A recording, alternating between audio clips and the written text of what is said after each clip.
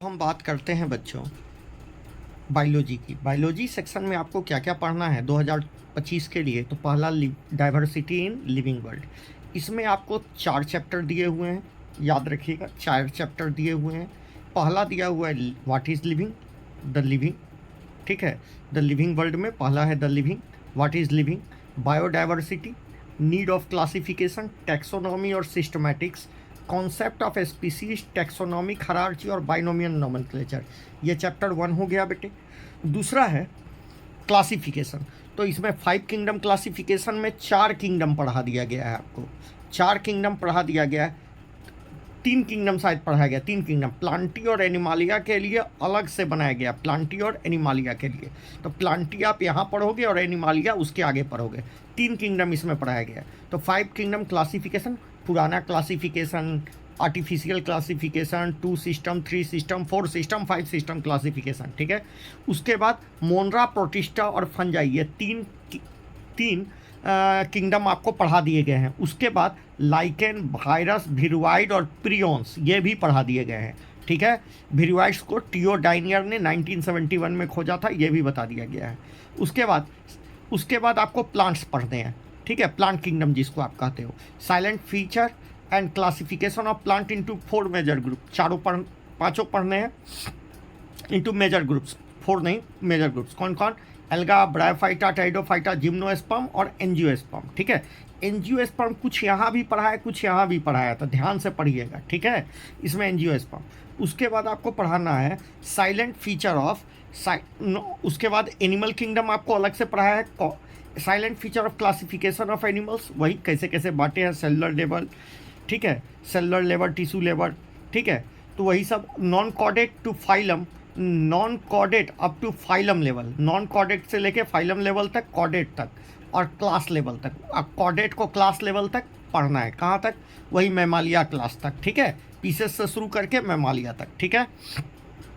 आइए, उसके बाद आपको पढ़ना है structural organisation in animal and plants. तो 2 चैप्टर इसमें ऐड है। एक्चुअली में इसमें 3 चैप्टर ऐड है। कौन कौन? तो पहला मॉर्फोलॉजी, एनाटॉमी और स्ट्रक्चरल ऑर्गेनाइजेशन।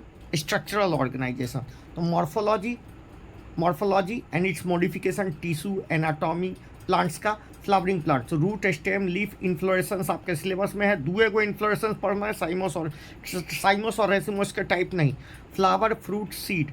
उसके बाद फैमिली में देख लीजिए, जोड़ दिया गया मालवेसी, क्रूसीफेरी, लेगुमिनेसी, कंपोजिटी और ग्रेमिनी, ठीक है। ग्रेमिनी में आ जाता है धान गेहूँ, समझ में आ गया, ठीक है। उसके बाद एनिमल टिश्यू, यही 5 को नया जोड़ा गया है, फैमिली याद रखिएगा। एनिमल टिश्यू पढ़ना है, morphology and anatomy and function of different system, digestive system, circulatory system, nervous system और रिप्रोडक्टिव, कि कौन से इंसेक्ट का, ऑफ एंड फ्रॉग का आपको डिटेल में पढ़ना है। याद रखिएगा केचुआ आपके सिलेबस से हटा दिया गया है, केचुआ साहब को आपके सिलेबस से हटा दिया गया है, ठीक है। केचुआ को हटा दिया गया है, फ्रॉग ही पढ़ना है डिटेल में। अगला सेल एंड इट्स फंक्शन। तो 3 चैप्टर बायोमॉलिक्यूल्स को पढ़ाया गया है, और सेल डिवीजन और बायोमॉलिक्यूल्स। तो cell theory, basic structure of life, structural of prokaryote, eukaryote याद रखिएगा, उसका साइज वगैरह, plant cell, animal cell, cell envelope, cell membrane, cell wall, cell organelle, function, endo membrane system, ठीक है। Golgi body, lysosome, vacuole, mitochondria, ribosome, plastid, microbody, cytoskeleton, cilia, flagella, centriole सब पढ़ना है। Nucleus, nuclear membrane, chromatin, nucleolus, ये सब पढ़ जाने आपको। उसके बाद chemical composition of living cell, biomolecules, structure and function of protein, carbohydrate, lipid, ये सब पढ़ना है, ठीक है। उसके बाद बी सेल पढ़ना है। उसके बाद सेल डिवीजन पढ़ना है, cell cycle, cell mitosis, division और ये सब पढ़ना है, ठीक है। मतलब माइटोसिस, मियोसिस और उसका सिग्निफिकेंस पढ़ना है। उसके बाद आइए फिजियोलॉजी में बस मिनरल न्यूट्रिशन हट छोड़ के बाकी सब पढ़ना है। फोटोसिंथेसिस, रिस्पायरेशन पढ़ना ही है, ठीक है। Photosynthesis, what is mean autotrophic nutrition, site of photosynthesis, take pigment involve in photosynthesis, photochemical and biosynthetic phase of photosynthesis, मतलब बायोसिंथेटिक फेज का मतलब केल्विन साइकिल, ठीक है। Cyclic and non cyclic path, ठीक है। फोटोफॉस्फोराइलेशन, कीमोस्मोटिक ब्लैकमान ने जिसको दिया था। अच्छा, photo respiration C3 and C4, photo respiration सिर्फ C3 में चलता है, C4 में नहीं चलता है। C4 पाथवे और affecting photosynthesis, factor affecting photosynthesis. उसके बाद आपको रिस्पायरेशन पढ़ना है, gaseous exchange, cellular respiration, glycolysis, TCA cycle, electron ETS पढ़ना है, energy relation, number of ATP molecule generated पर ग्लूकोज मॉलिक्यूल, पर ग्लूकोज कर 36 से लेके 38, 36 भी और 38 भी दोनों आपके NCERT में 38 है। एम्फीबोलिक ग्लाइकोलिसिस मतलब रिस्पायरेशन को एम्फीबोलिक पाथवे कहते हैं। रिस्पायरेटरी क्वासेंट RQ मतलब volume of CO2 evolve by volume of O2 consumed वाला, ठीक है ना, आ गया समझ में। उसके बाद प्लांट ग्रोथ एंड डेवलपमेंट पढ़ना है, प्लांट ग्रोथ एंड डेवलपमेंट। उसके बाद seed germination, phases of plant growth, plant growth rate, condition for growth, differentiation, D differentiation, redifferentiation. उसके बाद sequence of development process in plants, कैसे कैसे सीक्वेंस होता है। उसके बाद ग्रोथ रेगुलेटर, ये 5 हार्मोन पढ़ने हैं, याद रखिएगा, ऑक्जिन, जिब्रेलिन, साइटोकाइनिन, इथिलीन और ABA, plant hormone, plant growth hormones. उसके बाद ह्यूमन फिजियोलॉजी में आ जाए तो ह्यूमन फिजियोलॉजी जिसको आप सिस्टम भी कहते हो, डाइजेस्टिव सिस्टम हटा के छोड़ के सब पढ़ने हैं, डाइजेस्टिव हटा दिया गया है, मगर आप पढ़ लोगे तो अच्छे रहेगा। डाइजेस्टिव सिस्टम कोई बहुत बड़ा चैप्टर नहीं है, अच्छा चैप्टर है, पढ़ लोगे तो थोड़ा आसान रहता है, ठीक है। ब्रीदिंग एंड रिस्पायरेशन, ठीक है। रिस्पायरेटरी ऑर्गन इन एनिमल्स, तो समझ लीजिए जितने एनिमल्स हैं सब में अलग अलग, ठीक है। नेरिस में पारापोडिया है, केचुआ में क्यूटेनियस है, ठीक है ना, तो ये सब बढ़िया से। रिस्पायरेटरी सिस्टम इन ह्यूमन, अब ह्यूमन शुरू हो गया, एनिमल के बाद रिस्पायरेटरी सिस्टम जो लंग्स है। Mechanism of breathing, regulation of in human, exchange of gas, transport of gas, respiratory volume से बहुत क्वेश्चन आता है बेटा। डिसऑर्डर पढ़ने हैं, डिसऑर्डर इन जैसे अस्थमा, इम्फाइसीमा, ऑक्यूपेशनल डिसऑर्डर जैसे ऑक्यूपेशनल में सिलियोसिस हो जाता है बेटा, इम्फाइसीमा में वैक्यूल फट जाता है, सरफेस एरिया क्या हो जाता है, वैक्यूल का घट जाता है, जिससे सांस लेने में क्या हो जाता है, सांस लेने में प्रॉब्लम, दम फूलता है। उसके बाद blood fluid and circulation, composition of blood, सबसे पहले blood, coagulation of blood, composition of lymph and function. तो बॉडी में 2 टाइप के फ्लूड हैं, एक लिम्फ है और एक क्या है, ब्लड है, दोनों को पढ़ना है। Human circulatory system, human heart, blood vessel, cardiac cycle, cardiac output, ECG बढ़िया से, double circulatory system, cardiac activity, ठीक है, आप हार्ट के डॉक्टर बनोगे ना। Disorder of circulatory system, hypertension, coronary art disease, angina pectoris जिसको हार्ट अटैक कहते हैं, और हार्ट फेल्यूर, ये सब पढ़ना है, ठीक है। उसके आई एक्सक्रीटरी सिस्टम में, ठीक है, 5 एक्सक्रीटरी सिस्टम, 5 को आपको फिजियोलॉजी में चैप्टर पढ़ने हैं, 6 को, 5-6 को, ठीक है। ह्यूमन एक्सक्रीटरी में excretory products and their elimination, mode of excretion, ammonotelism, ureotelism. Human excretory system kidney वाला, function, urine formation, osmoregulation, कैसे होता है ऑस्मो रेगुलेशन, मतलब कम पानी पीजिए, कम आप रेगिस्तान में है तो कम टॉयलेट लगेगा, और ऐसे नॉर्मल ज़्यादा पानी पी रहे हैं तो ज़्यादा टॉयलेट लगेगा, ठीक है। Regulation of kidney function, renin angiotensinogen system, RTL natriuretic factor, ANF, ठीक है। ADS diabetic insipidus. उसके बाद डायबिटिक इंसिपिडस जो पानी में एक्सेस पानी का लॉस होता है बेटा, एक्सेस पानी का लॉस होने लगता है यूरिन से। तो role of other excretory disorder, uremia, renal failure, renal calculi जिसको बोलते हैं कि किडनी में स्टोन हो गया, कैनाकुली मतलब कैलकुली का मतलब किडनी स्टोन, ठीक है। नेफ्राइटिस, आइटिस मतलब इन्फेक्शन, कहीं भी बायोलॉजी में आइटिस लगता है इन्फेक्शन। डायलिसिस पर आदमी को रखते हैं आर्टिफिशियल किडनी, ठीक है, डायलिसिस से ही आर्टिफिशियल किडनी होता है, ठीक है। अगला लोकोमोशन एंड मूवमेंट, इसमें आप स्केलेटल सिस्टम पढ़ोगे, मसल्स के बारे में पढ़ोगे। तो types of movement, ciliary flagellary flagellar और muscular skeletal system, contractile protein, दो प्रकार के, मायोसिन एक्टिन वाला स्केलेटल सिस्टम, फंक्शन और joints, disorder of muscular and skeletal system, myasthenia gravis बीमारी है, टिटेनी नहीं होता, टिटेनी कैल्शियम के वजह से, लो ब्लड कैल्शियम हो जाएगा तो टिटेनी हो जाएगा, ठीक है, मतलब contraction, rapid contraction in the muscle, ठीक है, मस्कुलर डिस्ट्रॉफी, मसल का घटना, आर्थराइटिस, गठिया जिसको कहते हैं, ऑस्टियोपोरोसिस, हड्डी में छेद हो जाता है, ग्रॉट, ठीक है, ग्रॉट यूरिक एसिड की वजह से गॉट होता है, ठीक है। अगला क्या हो गया बेटा? अगला हो गया neural control and coordination, neurons and nerves पढ़ने हैं, nervous system in human cranial nerve, human central nervous system, peripheral nervous system, visceral nervous system, और विसरल एक नया टर्म आया बेटा, विसरल नर्वस सिस्टम, ठीक है, पेरिफेरल नर्वस सिस्टम और एक विसरल नर्वस सिस्टम, जो विसरा मतलब पेट वाला पार्ट में सप्लाई होता है, generation and conduction of nerve impulse. उसके बाद केमिकल कोऑर्डिनेशन एंड रेगुलेशन, जिसको आप हार्मोनल कंट्रोल बोलते हो, एक तो हो गया नर्वस कंट्रोल और दूसरा हार्मोनल कंट्रोल। ये दोनों में बैलेंस होता है तभी बॉडी कैसा होता है, बैलेंस होता है। इन दोनों में यदि दिक्कत होगा तो आपका, इन दोनों में से किसी में दिक्कत होगा तो आपका इम्यून सिस्टम भी खराब हो जाता है और उसके बाद आप डिसऑर्डर में चले जाते हो, ठीक है। ये दोनों रेगुलेट करते हैं आपके बॉडी के फंक्शन को। तो endocrine organ, hormones, human endocrine system जैसे हाइपोथैलेमस, पिट्यूटरी, पीनियल, थायराइड। अच्छा एक बात और बता दें, ये क्या बोलते हैं, थायराइड कहाँ गया, hypothalamus, pituitary, pineal, thyroid, parathyroid, ठीक है, पेनक्रियाज, गोनेड, ठीक है, ये सब पढ़ना है। मैकेनिज्म ऑफ हार्मोन एक्शन, कैसे काम करता है, role of hormone as a messenger regulator, hypo और हाइपर एक्टिविटी से क्या क्या बीमारी होगा, जैसे ड्वार्फिज्म हो जाएगा। ड्वार्फिज्म कब हो जाता है, जब आपका कौन सा पिट्यूटरी ग्लैंड से जो हार्मोन निकल रहा है वो कम फंक्शनल होगा। एक्रोमीगेली ज़्यादा निकल गया। क्रिटिनिज्म, ठीक है, बौनापन जिसको आप कहते हो, ठीक है, क्रिटिनिज्म। ग्वाइटर गलफुल्ली हो जाएगा थायराइड के वजह से। इक्जोपैथेल्मिक ग्वाइटर, डायबिटिक एडिशन डिजीज, ये सब डिजीज आपको पढ़ने हैं, ठीक है।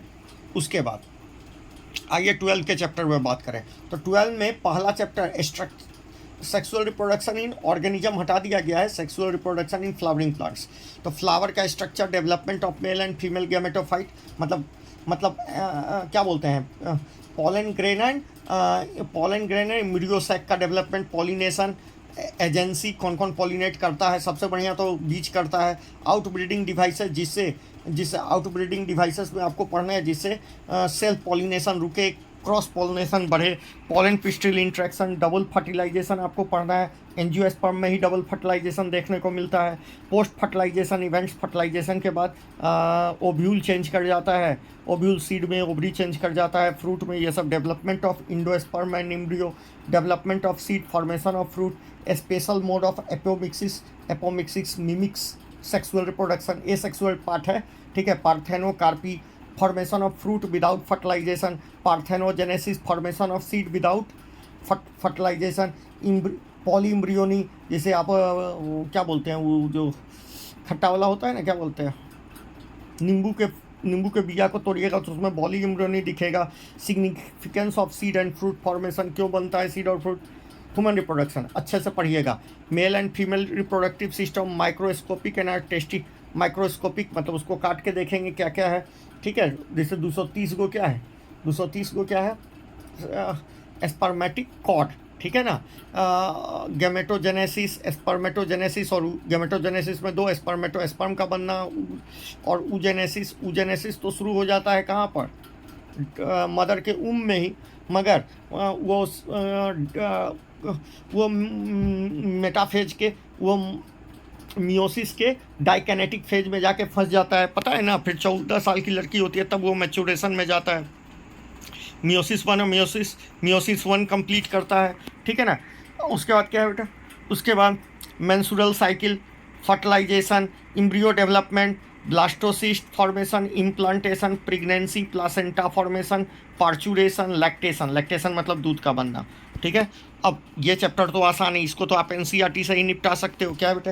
Human health and disease, need of reproductive health, prevention of sexually STD, birth control, malady वगैरह, कॉन्ट्रासेप्टिव मेथड, एमटीपी पढ़ना है, इम्यूनोसेंटेसिस पढ़ना है, फर्टिलाइजेशन, और ये सब तो पढ़ना है, IVF, IZF, गिफ्ट, ठीक है, गिफ्ट। जेनेटिक्स एंड इवोल्यूशन है, बहुत इंपॉर्टेंट है जेनेटिक्स एंड इवोल्यूशन। तो इसमें 3 चैप्टर आएंगे, जेनेटिक्स, मॉलिकुलर बायोलॉजी और इवोल्यूशन।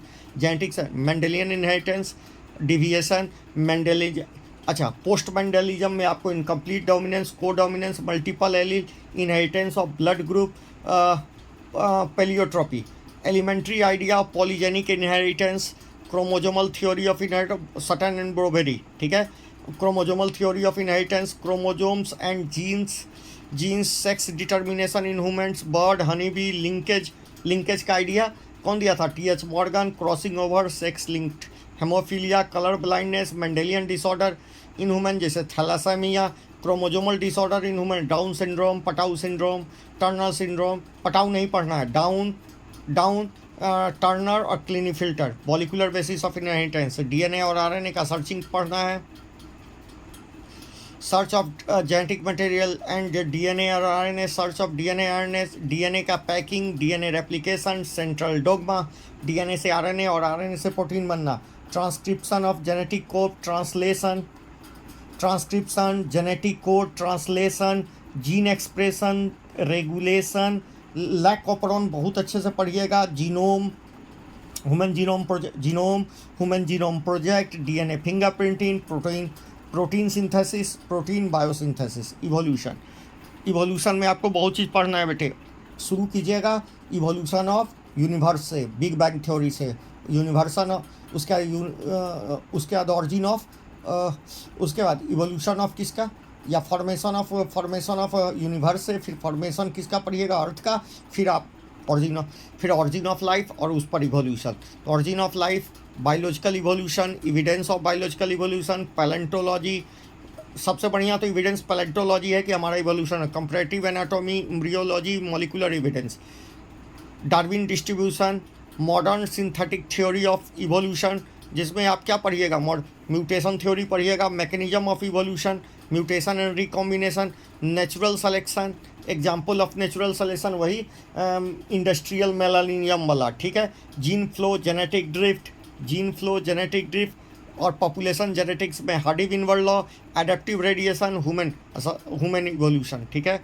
उसके बाद याद रखिएगा यहाँ से भी एक चैप्टर हटा दिया गया है, strategy in crop improvement, biology and human welfare. सबसे पहले हेल्थ, और उसके बाद हेल्थ पढ़ना है, और उसके बाद एगो माइक्रो ऑर्गेनिज्म पढ़ना है, health and disease, pathogen, parasite, causing disease जैसे malaria, filariasis, ascariasis, typhoid, pneumonia, common को amoebiasis, ringworm, dengue, chikungunya, basic concept of immunology, vaccine, cancer, AIDS, adolescence, drug, alcohol abuse, ठीक है, ये सब पढ़ना है।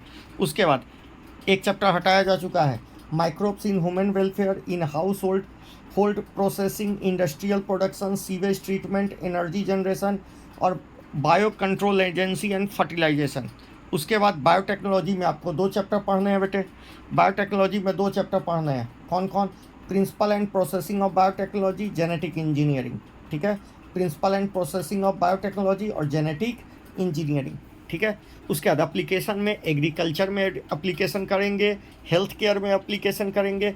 तो biotechnology in health and agriculture, human insulin and vaccine production, gene therapy, ठीक है, जेनेटिकली मॉडिफाइड ऑर्गेनिज्म जैसे बीटी कॉटन, ट्रांसजेनिक एनिमल, जिसमें आप ट्रांसजेनिक एनिमल उसको कहते हैं जिसमें आप फॉरेन DNA को ऐड कर दिए हैं, bio safety issue, biopiracy and patents. Biopiracy समझते हैं ना, मतलब बायोलॉजिकल हमारे रिसोर्स का चोरी होना ही क्या कहलाता है? Biopiracy. Last chapter ecology and environment, 3 chapter ही पढ़ना है, चौथा हटा दिया गया है, याद रखिएगा।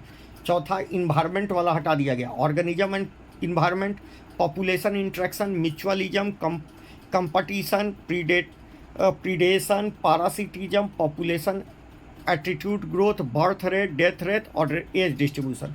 उसके बाद ecosystem, pattern, composition, production, decomposition और ग्राफ जो है, energy flow, pyramid of number, biomass और पिरामिड ऑफ नंबर भी पढ़ना है और पिरामिड ऑफ बायोमास भी पढ़ना है, ठीक है।